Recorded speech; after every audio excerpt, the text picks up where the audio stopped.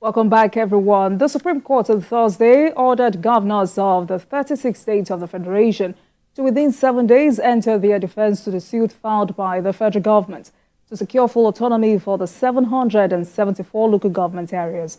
The federal government had instituted a legal action against the governors of the 36 states of the Federation at the Supreme Court over alleged misconduct in the administration of local government areas. The suit filed by the Attorney General of the Federation and Minister of Justice, Lateef Fagbemi, is seeking full autonomy for all local government areas in the country.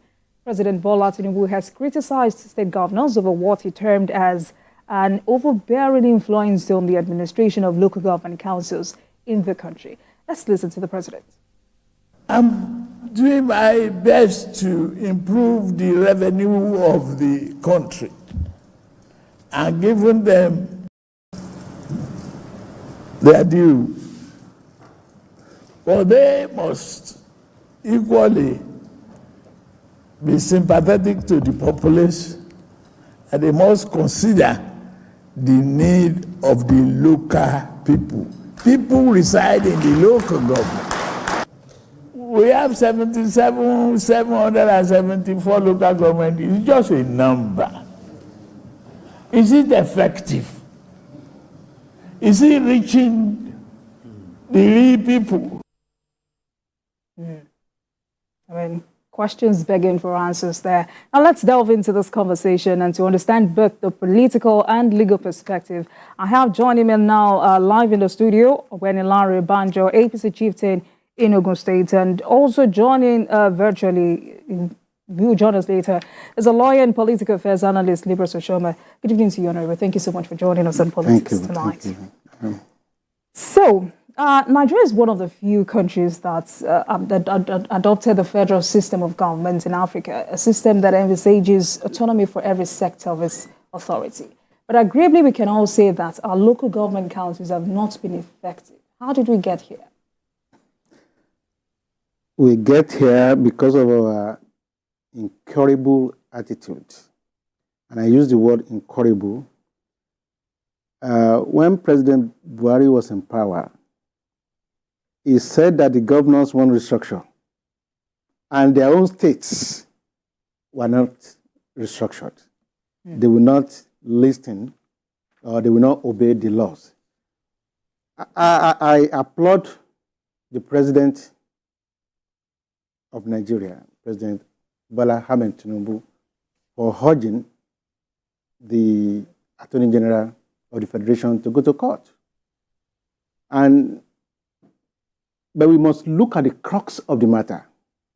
The crux of the matter and the root, really, is the devilish criminal immunity given to the governors.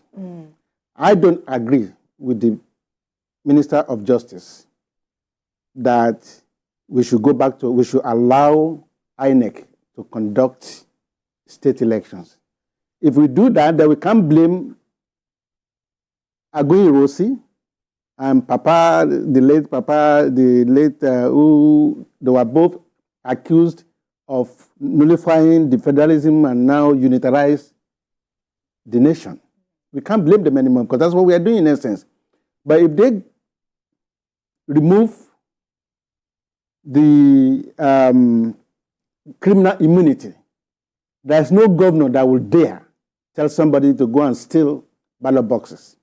No governor will dare to go and get an opposition member killed because they know they will go for it. So I think that's what we need to do. And people say that may be difficult because we have to go through 2/3 of state of assemblies. The party must come in now and say, hey, we are the party. This is what we want. The political parties? The political parties.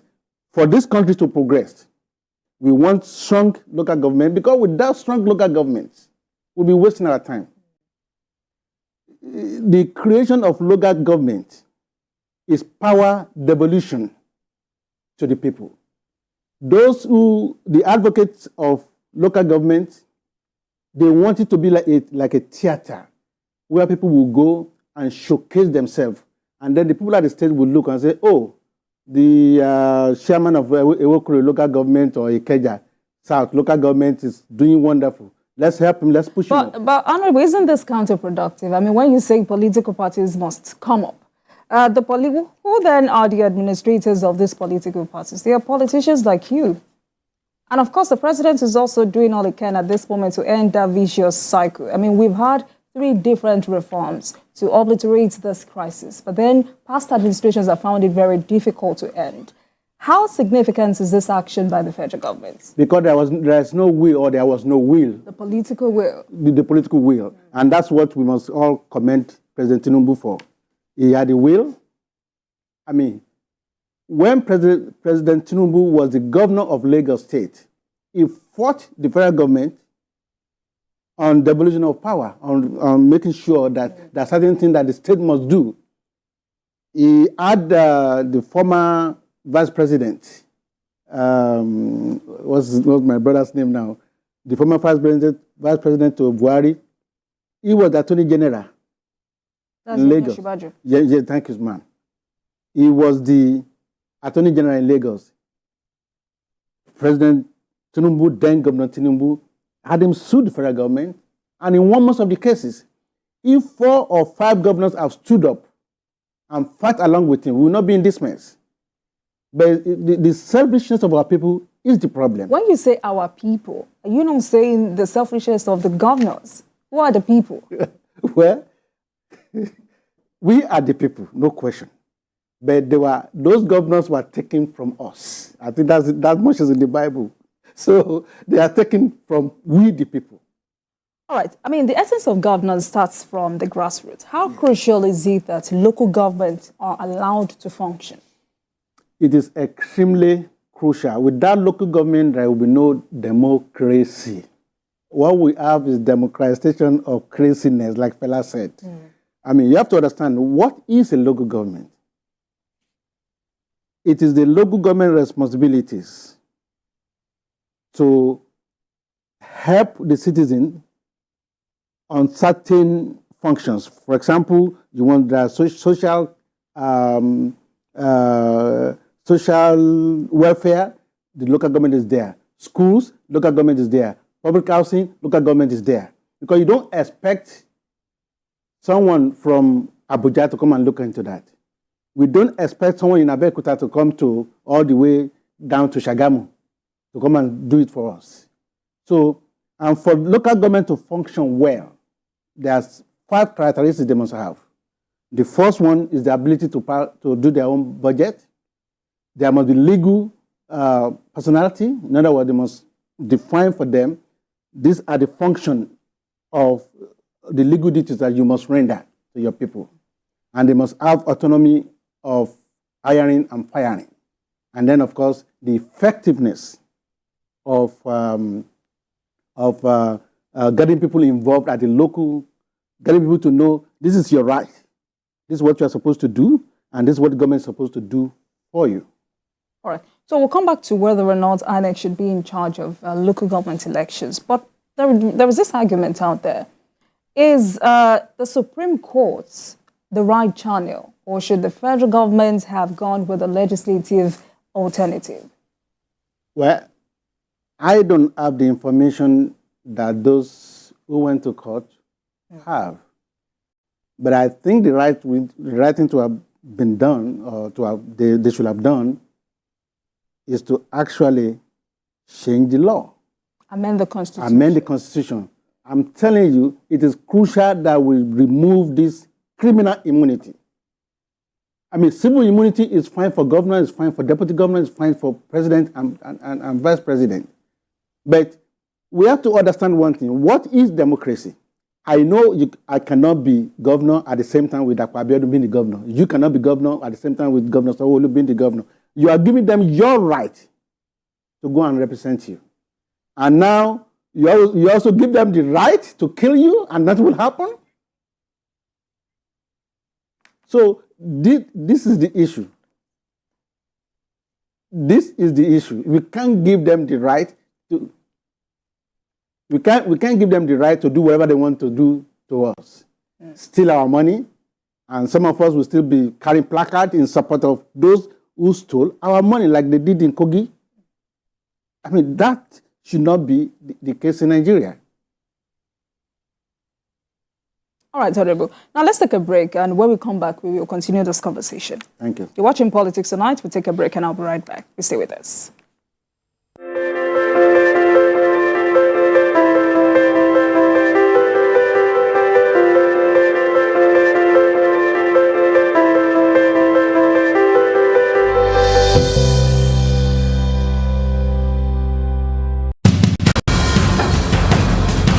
Information is power, information is security, information is knowledge. On Labor Lens, we believe that working people around the world have real questions after all.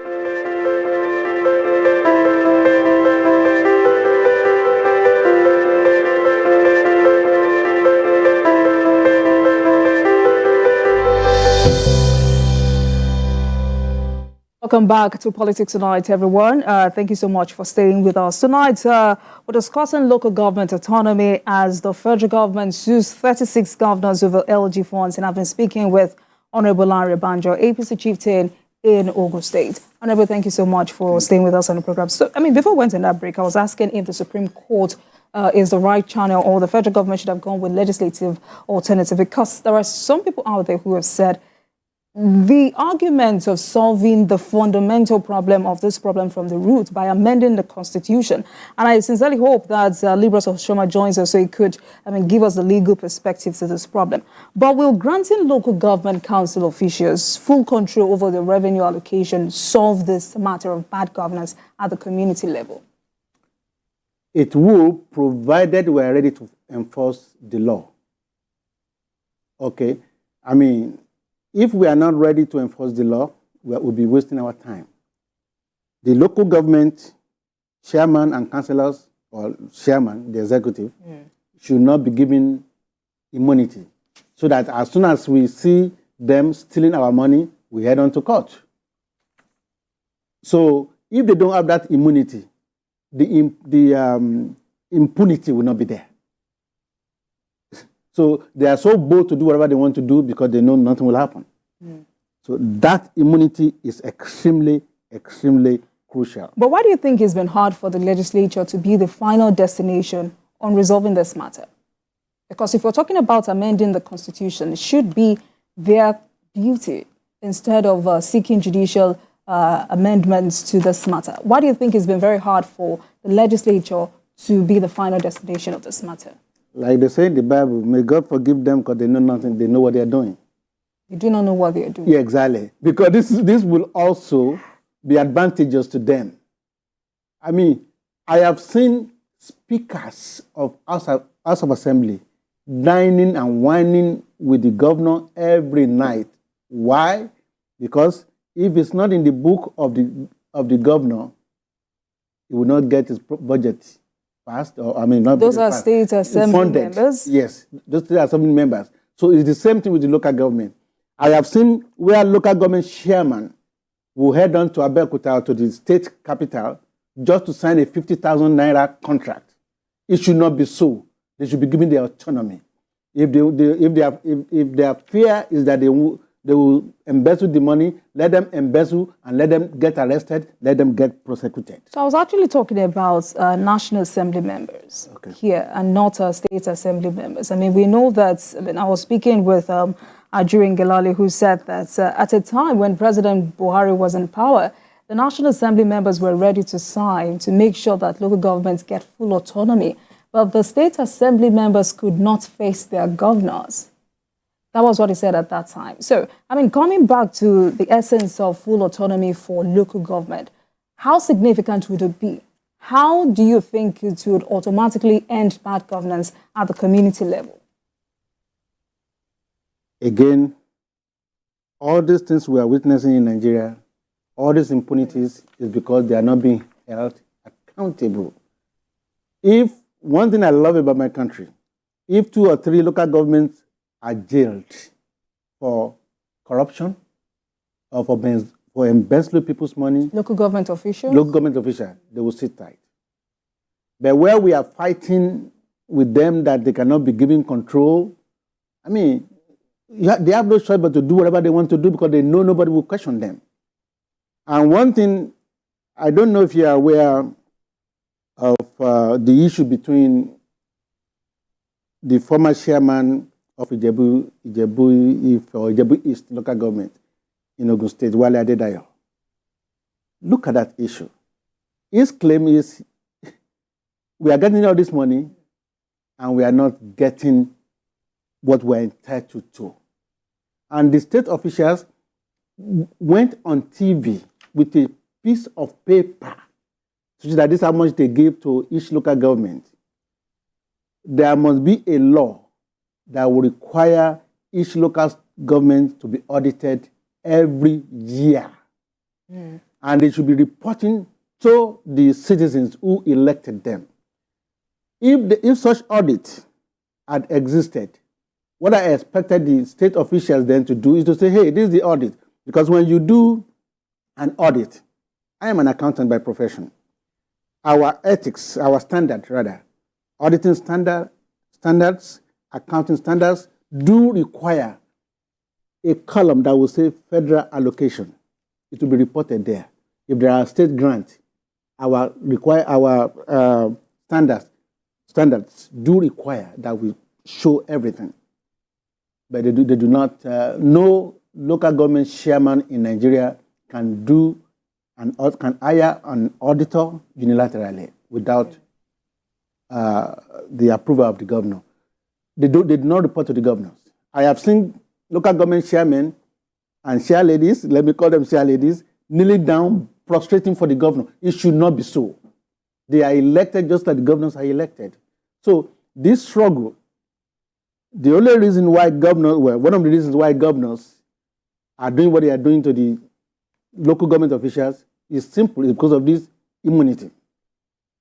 If they know they'll be held accountable if they do anything wrong to the governors, to the local government officials, they will sit tight. All right, so going back to this checking exercise of local government officials, don't you think we should have put that forward before looking out for full autonomy for them? Don't you think full autonomy will worsen this? I don't know. Did you get that question? I'm asking, isn't it also important, as we call for local government autonomy, isn't it also important for us to check the excesses of local government officials, the rot, the corruption at the grassroots level, before looking out for full autonomy for them? There are those that are saying granting full autonomy to these set of people without checking their excesses first will worsen the situation. I already addressed that. I said if you give them full autonomy and there are laws that you don't want to enforce, we'll come back to square one. So how do we address that vicious cycle? How do we? Make laws and make sure we enforce those laws. I'll give you an example. During that Ogun State with Wale Adedayo, the governor said they give subvention to state local government. But the governors, there is no law that says this money that we are giving to you, we want it audited. We need to say how you spend it. Because you take yours, I take mine. That is the issue. We need to make laws and we need to enforce them.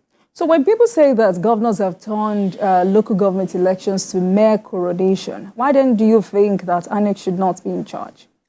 I hate unitary system. That's what we are going back to. So what's the solution to that in that regard? The solution is for the state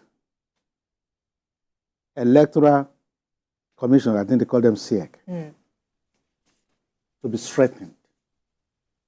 And the only reason why governors can write the result, again, is because of their immunity. Let's try it. Remove the immunity. The governor will sit tight. You think the National Assembly will succumb to that? Well, that's why I said the party should get involved.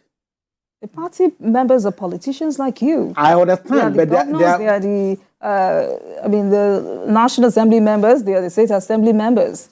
There are politicians like me, but politicians are different. Paola said, any game could be seen as a dirty game. It depends on how clean you want to play yours. So there are clean politicians out there. But their voices, look at Smatadeyemi from Kogi. It was clean, again, because there are no principles in the party. They booted him out. these are the problems that we're having in Nigeria. But then, why are Nigerian governors this powerful? Immunity. If you can go all around the circle, you come back to that immunity. The issue of immunity. Yes. Right. So, I mean, what part of the Constitution do you think needs to be amended for us to have full autonomy? And when we even say full autonomy, what's the definition of full autonomy? Well, the part of the Constitution that I think we should look into is the part that arrogates many things to the federal government. Yeah. The local government, not local government, resource control, for example, where you took Kano, you carved away Jigawa, Kano that had the same local government with Lagos before, now are double. When you add Kano plus Jigawa, you add double Lagos. And then you make all the money, you are saying we are going to share the money based on local government. That's unfair. So that part needs to be examined and then amended. People should, local government, federal government should share our resources based on what each state is making, not based on local government that they created so that more money could be going to a part of the country. That is one. Two, electricity, which Ashwaju has begun to do now. Okay, I don't think people in Abuja should worry about whether I have electricity in Shagamu. I think that should be my state function, my state government function. So again, I will come back to the question of elections. I think the other thing is this. Every resident electoral commissioner that comes to a state, they go straight to the governor. So when they go straight to the governor, governor will take care of them, give them accommodation. So tell me, if governor give them accommodation, give them money, and now you want to do state local government elections, they will have to listen to the governors. And I'll give you another example. This is a public television. I'm saying it publicly. When I contested to be a governor in Ogun State, the IG approved a letter for me to have orderlies and to have police escort. I took the letter, I took it to the Commissioner of Police in Ogun State. Because I did not give him money, he refused to give it to me.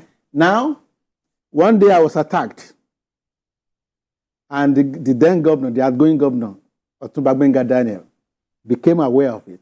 And informed me, said, Benny, what happened? I said, well, don't you have police? I said, I did not have police. He said, come and see me. I went to see him. He called the same commissioner of police. And that commissioner of police said, yes, sir. Yes, sir. By the time I get home, I got it. I have my orderly. Whereas the IG, who gave me a letter, and he has a copy of it, he refused to comply. I even went to the DIG Onikon.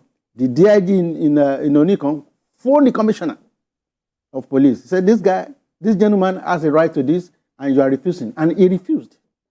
But when the governor called, so what difference does it make now? If you are saying state INEC should be conducting local government election, and when they get to the state, they're still going to... All right, so, back to this issue of the amendment of the Constitution that will give our local government officials this full autonomy we're talking about. I think the parts where most people have an issue with is Section 162, subsection 6, which says each state shall maintain a special account to be called State Joint Local Government Account, into which shall be paid all allocations to the local government councils of the state from the federation and from the government of the state. But, hypothetically speaking, if the Supreme Court rules in favor of the federal government, how are we sure that this will not be scuttled? Because remember, we still have the state assemblies to deal with. How do we ensure these judgments will be binding on all governors? I asked the question because, 30,000 minimum wage, yes. There are still some governors paying 7,000 naira. Yes. Or 7,500. Yes. As it is. So how do we ensure that this judgment, if it comes out in favor of the governors, I do apologize, of the federal government, how are we sure it will be binding on governors? That is, it can be, they cannot hold them responsible for breaking whatever judgment, for not complying with the judgment because of the immunity. What will you do to them? Nothing. So you can keep going back. Now let's take Jack that you mentioned. I have seen state governors or state governments, let me say state governments, they will discuss the Jack with the chairman of local government. They will let them see the paper, and when they were leaving, they will take the documents from them. So it's arrogance of our governors. And they are arrogant because of the immunity. I mean, there's no way, because they know that there are no consequences if they do anything illegal. Well, again, I don't know if you can, but then, based on your years of experience as a politician, can the Supreme Court call for the amendments of the problematic part of the Constitution? I'm not a lawyer, but Okay. my understanding of the law is that the Supreme Court is to interpret the law and issue judgment. All right. So, I mean, just yesterday, the president was addressing the leadership of Arewa Consultative Forum. You heard that in that sort that we played, where he said 774 local government areas, but are they effective? In the last 1 year, the president has done a lot to improve the revenue of this country, increased FAC allocation to state, unconditional cash transfers, but you continue to wonder why poor Nigerians say they are not feeling the impact of these policies. They are not feeling the impact of these initiatives because state governors have refused to do the needful. We continue to say federal government cannot do it all. What do you say to state governors on the need to prioritize the needs of their people? No, come with the question again. What do you say to state governors on the need to prioritize the needs of their people? Unfortunately, politicians have impoverished Nigeria so much that they will suffer and come next 4 years. Once they give them some Ankara, they will be dancing again, not knowing that they will suffer for another 4 years. So, if not, I would have said the people need to be educated, that if you give somebody a chance for 4 years to rule and he doesn't perform, you don't return him. But our people, they are also the problem. So what the governors are doing, I can't explain it because they just don't care about the people. I don't know if that. But how can we continue to hold? It doesn't answer my question actually. Okay. But how can we continue to hold? Go ahead. Go ahead with your question again. How can we continue to hold these governors accountable? To go back to immunity. Yeah, you cannot hold them responsible because I have seen people who speak out, and by the time you know it, they will lame, they frustrate his business. So people just keep quiet. So things will not change if that happens. So all of us need to do is to be outspoken and let them know if we are feeling hurt, we cannot be smiling. So, but I don't. If the immunity is not removed, I mean, All right. Chief Ganifayemi tried when he was alive. He challenged some of these governors. And the Supreme Court, he went all the way to the Supreme Court, and the judgment is, A, you have to wait until they finish their term before you can go after them. All right. I mean, let's move on to other matters. We'll wait for the Supreme Court verdict on this particular issue. So let's reflect on 25 years of democratic governance in Nigeria. How have we fared as a country? You want to hear my honest opinion? Absolutely. It's a disappointment. When you say it's a disappointment, how do you mean? I expect Nigeria to have gone further than where we are today. Why? We are blessed with resources, both human and natural resources. But we are not tapping on these resources. I don't expect anybody who wants to rule me to go to the Chatham House. For what? Are you really in London? Or to go to the State Department, or to go to the American Embassy? I don't expect that. That part is a disappointment. The second thing is that if 64 years of our so-called independence, we still can't generate electricity, people are still sleeping in darkness, and now people are impoverished. What is the essence of this democracy? So we really need to get our act together as a nation. So what do you think are the challenges? Are you also on the side of those asking us to revert to parliamentary system of government? I'm not sure that will help Nigerians. I had So it's cheaper, it's more inclusive, and I mean, no question about that. It is cheaper, but our people will still behave. I don't want to insult anybody in the animalistic way that we behave. when you say our people, politicians, governments, They are part of us. They are, of The course, the government, those at the National Assembly, those at the House of Assembly, they will still behave the way they are behaving, whether it's parliamentary or not. Former Vice President Atiku, in an interview, said in his own home, his madam is always fighting with domestic staff because you send them to go and buy something, they don't want to give you change or they steal money. So the whole point that he was making is that we have lost values. We have lost morals. So let's take the case of Kogi, for example. You don't expect people to troop out and to support somebody who stole your money and people did not get paid their salary for 4 years. So these are the things we need to look into and take care of, so that we'll be sending a strong message to these politicians. so when you say that we've not really done well, what do you consider as the challenges hampering us as a nation from fully optimizing the real tenets of democracy? Again, I expect Nigerians to be employed, or their resources, their talents to be used in every aspect that we have Nigerians. I mean, there are Nigerians that the United States of America send out of the United States to go and take care of some businesses in African countries. And they will go there, they will do it, they will do well, and they will be applauded. Send them here. Corruption would not allow it to happen. So these are the problems. Corruption. And our people are so used to backbiting now. They will run to the president and talk bad about you. And if the president does not think twice, he will hate somebody who's supposed to help his administration. These are the infighting that we are witnessing. So government needs to encourage Nigerians. It doesn't make sense for government to allow Chinese to come here, get our resources, take them to China, and use it to manufacture whatever they want to manufacture, and then come back and sell it to us. I understand the Chinese are now getting our own gari. If they start getting gari, apparently gari will be expensive. So these are the things we really need to look into. All right.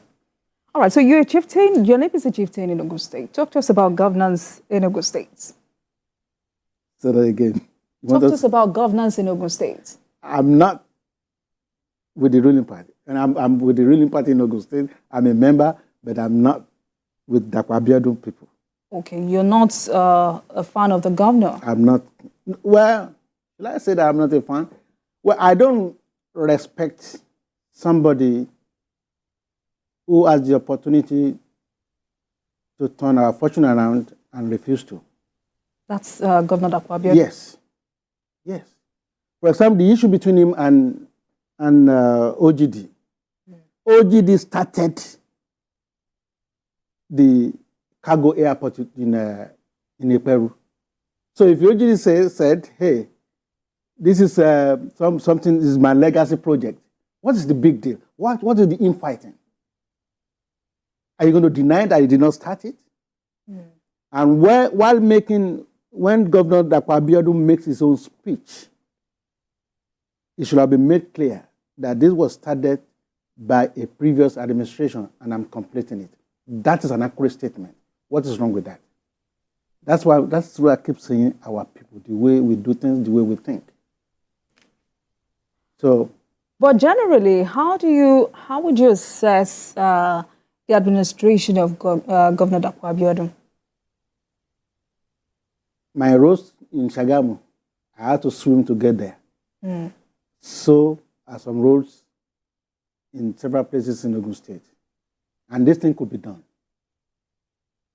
I mean, this is a main road. Because road network, poor road network seems to be the biggest challenge in Ogun State. Yes. Yes. I mean, this is a road and where... it looks like it will take a lot of magic to fix that. It doesn't. Okay. We have many rich people in Ogun State. If a governor is so humble, I contested before, and that's what I wanted to do. If I go to Shwadebutu, for example, and say politics apart, I'll give you 10 roads to fix. Tell me what you want. It will be fixed. But you see governors fighting with senators who want to use their constituency fund to help their constituents. Governor will be fighting them. I mean, I can mention them. Please do. I mean, when Kashamu was alive, he wanted to do some health project in Ijebu. I don't know who the governor was then. It was a fight. Senator Kaka had to tell them he was ready to be killed. He would do his own project. And this is a constituency fund that were given to them to execute certain projects. I mean, they put politics in everything.